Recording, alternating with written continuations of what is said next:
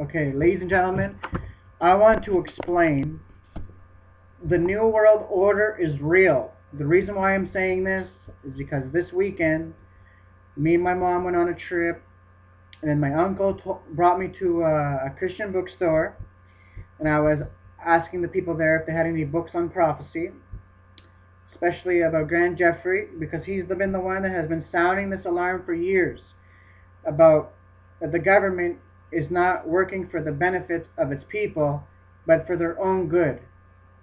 They have a hidden global political agenda to bring this whole world into a one world government, and that is a threat to our national sovereignty, our freedoms, our rights, our liberties, you name it.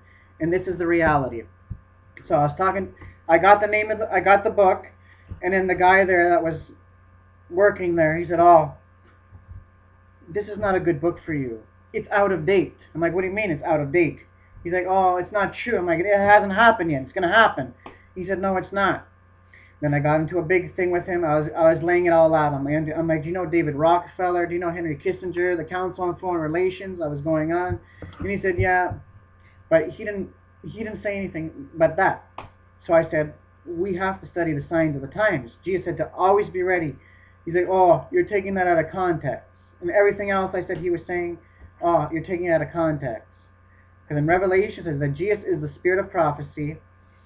And Jesus accused the Pharisees for not discerning the signs of the times. He said, "How is it that you can read the signs of the sky, but yet you cannot read the signs of the times?"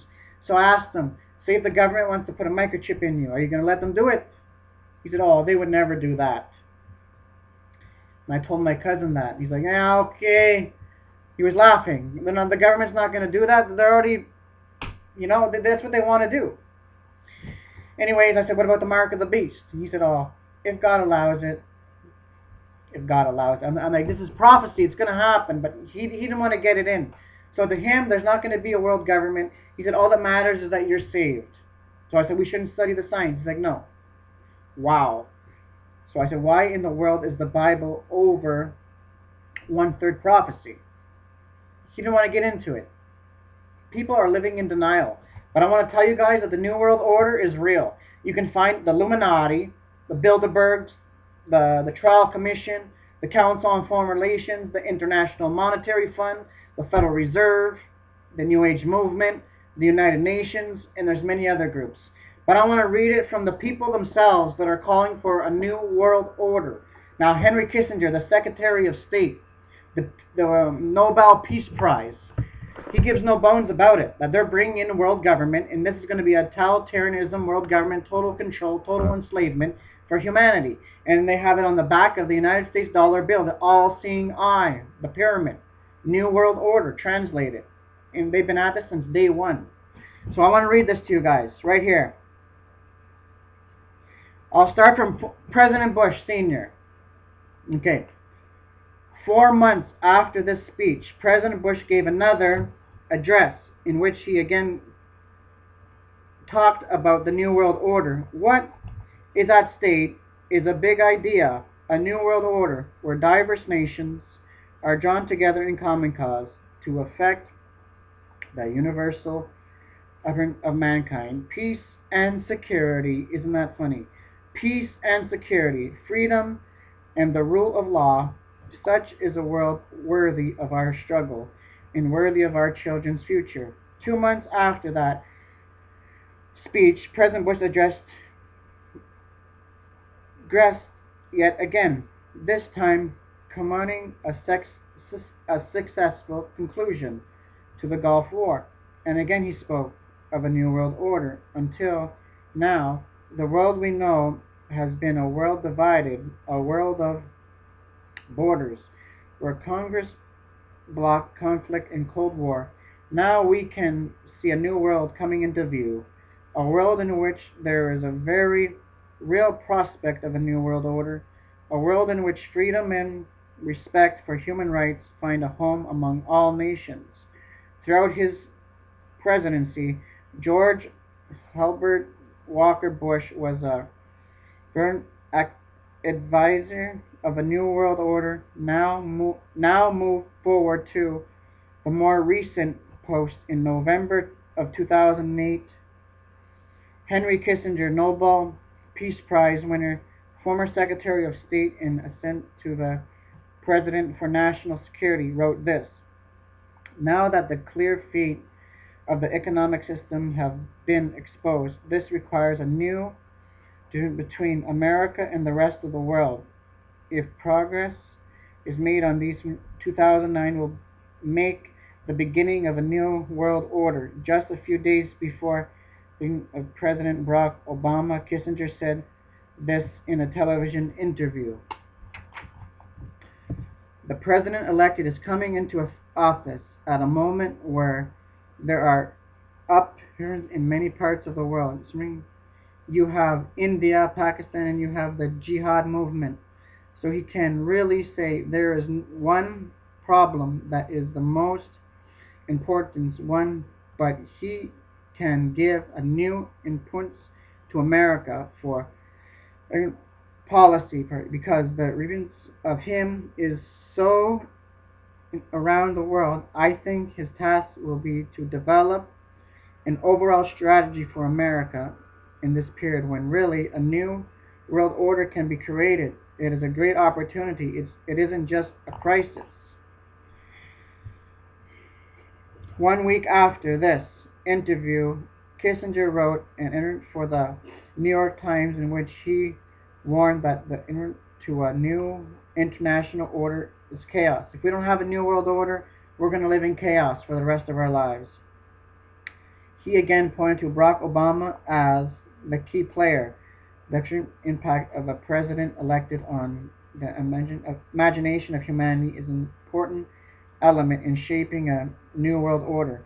In Kissinger's mind, Barack Obama is mankind's greatest hope for establishing the new world order, and President Obama seems determined to fulfill Kissinger's hope as he went about Europe in April of 2009, especially at the G20 summit in London. Mr. Obama seemed to go out of his way to plant a new picture of America's role in the international community. Sometimes it appeared to the global media as if he were running for president of the world. Okay, I can go on, ladies and gentlemen. Now I want to even show you that the Pope back in 2009 was calling for a new world order, a global authority. Now I want to read this to you.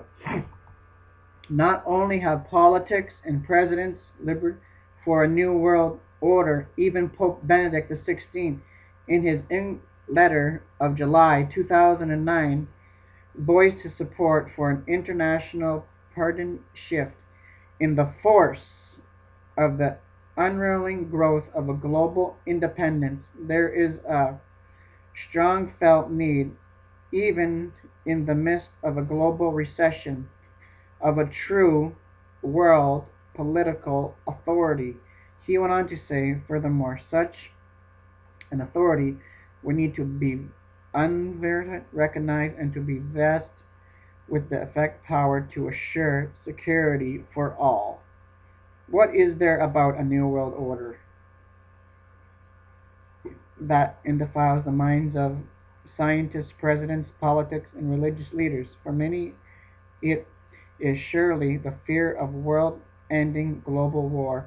Others see the need for a new order through the lens of hunger, disease, and other social they believe could be addressed more effectively through political power. More recently, what are termed Earth, such as possibility of global warming, overpopulation, worldwide drought, topic pollution, and threatening weather crisis have been considered trends for a world government. On October 27, 2009, the Washington Times ran an Green elected the guy. I think he's the guy from the Federal Reserve. World government, the Trump said. Okay. Environment alarms is being employed to chip away at national sovereignty. The last threat to America's liberties may be found in the understanding treaty, which will be discussed at the United Nations Climate Change Conference in mid-December. The governing authority by the document reads like a bad George Orwell kickoff. Okay, ladies and gentlemen, this is reality. Believe me or don't believe me. I'm telling you, world government is coming, whether you believe in it or not. Okay? This guy was telling me at the Christian bookstore that there's not coming a world government. So many people are living in the dark. I studied the documents. I studied it all. And knowing the research, the Bible tells me, and knowing what history says, world government is coming. The Bible clearly says in Daniel chapter 7, verse 23, thus he said, the fourth beast shall be a fourth kingdom on the earth, which shall be different from all other ones, and it shall devour the whole world, trample it, and break it in pieces. And the 10 horns which you saw are 10 kings who shall arise from this empire. Like the Club of Rome is a 300-member committee. They're pushing for global government as well. Like I said in the beginning, I mentioned the organizations, but they have a main plan is to divide the world into 10 regions. The Club of Rome, 10 kings, exactly as the Bible said. Okay? This is what's happening, ladies and gentlemen. And in Revelation chapter 13, verse 7 says, and authority was given him over every tribe, tongue, people, and nation. The Bible is clear. World government is coming. Whether you guys believe in it or not, reality does not need you to believe in it for it to happen. It's going to happen whether you believe in it or not. Because there's governing people that are running this earth. They have a political agenda. And the takeover is about to happen. Very soon, Canada is going to be taken over by the United States. Because in the NATO thing, they want to make a North American Union where Canada, U.S., and Mexico become one super country, and then all the power is going to shift to Europe. Europe is going to take over this world. Okay? Europe is going to take over this world very soon, so this is all I wanted to say to you guys. This is what they're going to say. This is the only way that we can have peace and security is if we establish a world government and you name it. It's a deception. They're going for power and absolute control. That's all that it's about. It's absolute, like I said, absolute power corrupts, and absolute power corrupts absolutely. And just this past February 2nd, 2013, they said this is being pushed quietly through Congress. They want to bring in a national ID card, biometrics, for everybody, even here in Canada. You see? And yet people are living with their heads stuck in the sand. They want to go to a total cashless society. And plus, Henry Kissinger said, it is an amazing creation about the North American Union. It is an amazing creation towards a world government. And even David Rockefeller, it's a North American one world. And you name it. In David Rockefeller's memoirs, we are on the verge of a global transformation.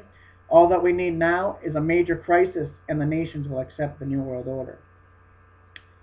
And James Warburg, in 1950, February 7th, I forget, he said, we shall have world government, whether we like it or not, but the question is either by consent or by conquest. And listen to this. Paul Henry Spaak, back in 1957, he was a Belgian in Brussels. He says, we do not want another committee. We have too many already. What we want is a man of significant stature who is able to hold the allegiance of all people. That's universal. Who is able to hold the allegiance of all people to pull us out of this economic morass in which we are all sinking. Send us such a man, be he God or the devil, we will receive him. People need to do their research. There are high-ranking people right now that are working on their best efforts to bring in world government, and they're going to do it. Because knowing the Bible prophecy is 100% accuracy, and God warned us of this rising world government in the last days. But before it comes to its final complex, we're going to be out of here, because the Antichrist cannot be revealed until after the rapture of the church has taken place. So just the fact that we're this close, we are even closer to the rapture of the church. And this is all I got to say. Do your research if you don't believe me. Read Daniel 7:23, Daniel chapter 2, Revelation 13 verse 7, Revelation 17 verse 12. there's a world government coming, ladies and gentlemen. I just gotta tell you guys the truth, and this is all I gotta say, and God bless you all.